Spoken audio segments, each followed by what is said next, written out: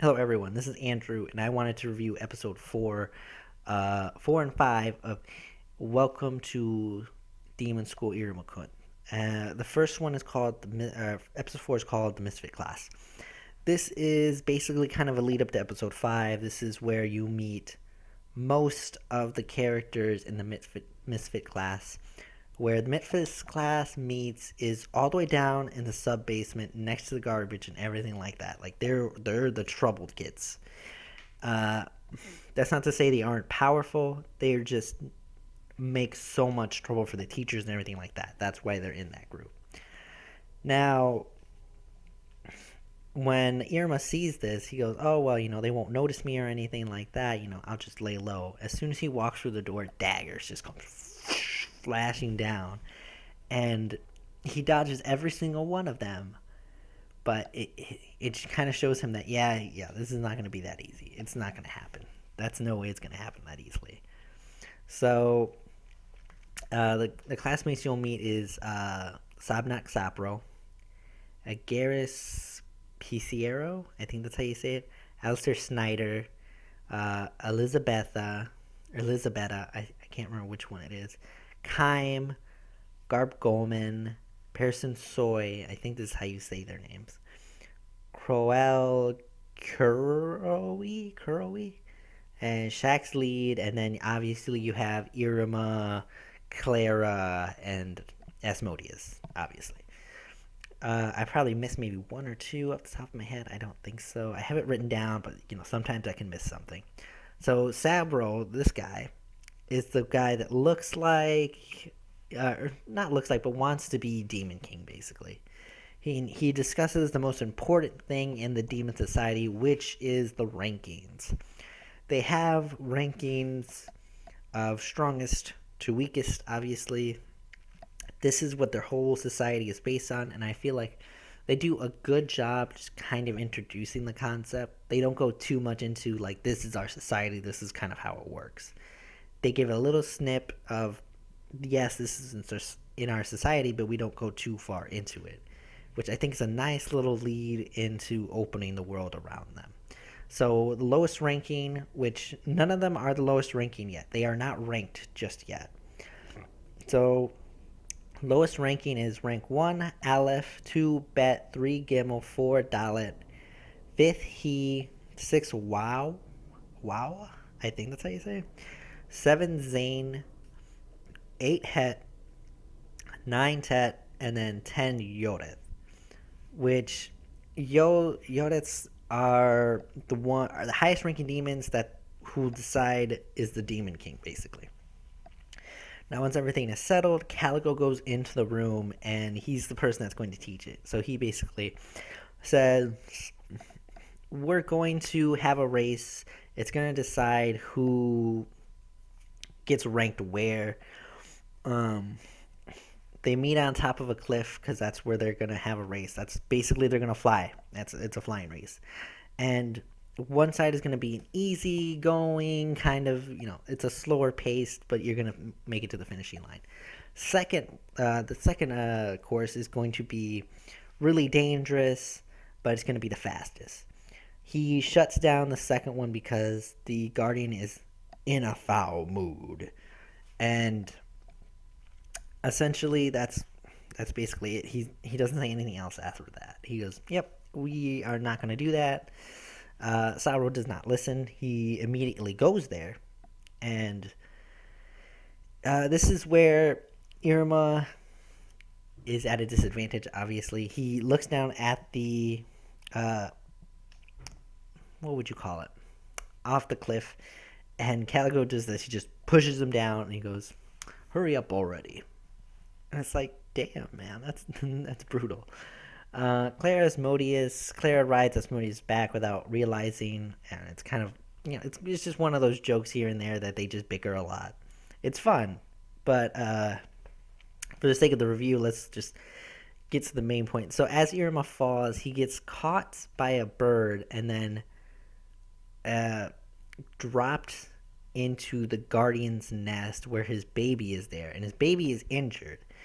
And it turns out that Iruma can save the baby. Like, it's just a scratch. So he saves the baby by using his blood, and then after that, I think after that fourth episode, it becomes a cliffhanger of like, oh no, what's gonna happen to me now after I, save this bird? Is he gonna eat me? That leads into episode five, which I think is hilarious. I love episode five, just for the fact that it kind of starts with uh, Sabro talking about becoming Demon King and like flashbacks of his father telling him to become Demon King, his brother leaving saying he'll fight to become Demon King, his dying sister telling him to become Demon King. Um, and it's funny because none of that actually happened. He literally goes, none of that actually happened. I just want to, like, my dad's a pacifist, my brother's still there, and my sister's in good health. And he's just like, I want to become Demon King because it's the most awesome, coolest thing in the world.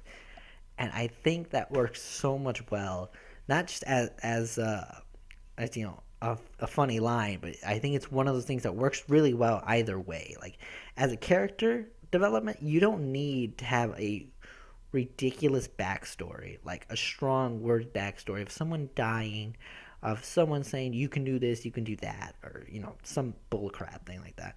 Sometimes you just want to do it. Sometimes you just think it's cool, and it's a good idea, and that's what you're gonna go with. Like, that's fine. That's fine with me. That's a good character development enough. It doesn't need to be heavy-handed. So he fights the Guardian. He loses pretty badly. He uses a magic that he can use by biting metal and turning it into a weapon. He still loses. And before he can hit the final blow, the baby bird actually helps Iruma, flies him to the Guardian. The Guardian looks at the baby and says, oh, he's in good health.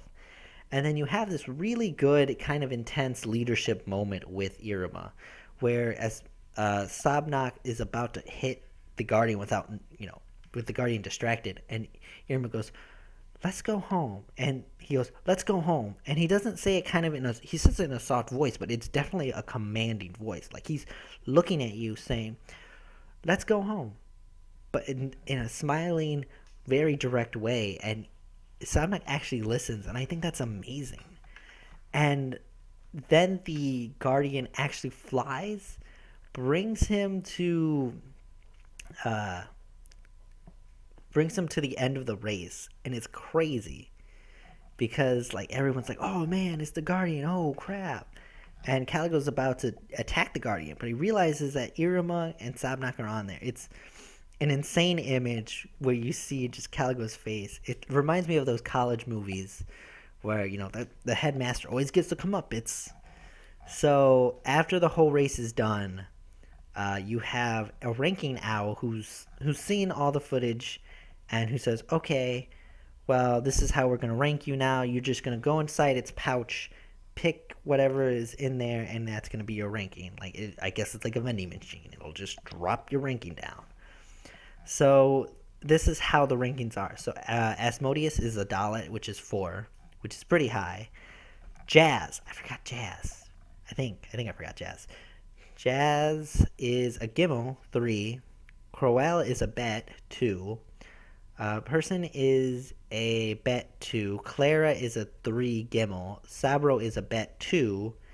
Argas is an Aleph, 1. Alisor, I think, is 1, which is Bet. Chaim is a Bet.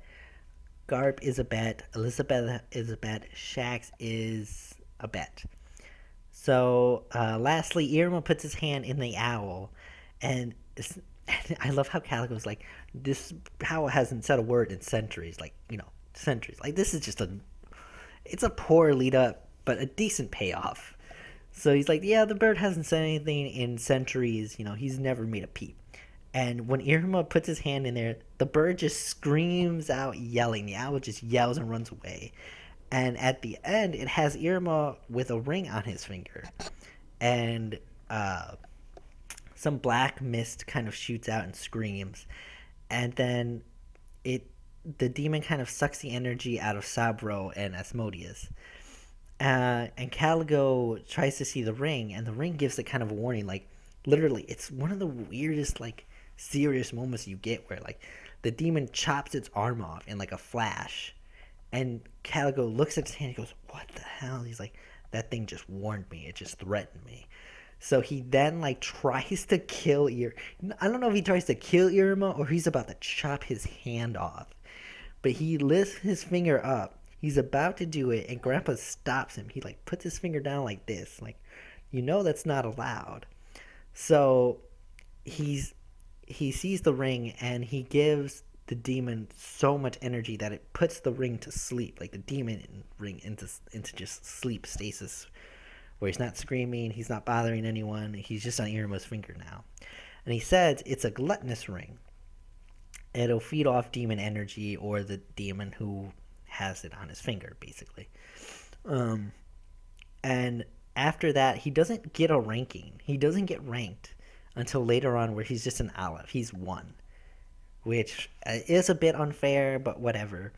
And of course, everyone finds out about the mysterious gluttonous ring and how he didn't really get a ranking at first, how he rode the Guardian and stuff like that. Like that's it, the end of the episode. It's a really nice, like this. The fifth episode is a really nice episode. I think the fourth one is, it's okay. I mean, it's a night, like the beginning is nice to meet the characters, but other than that, it's just I can do without it.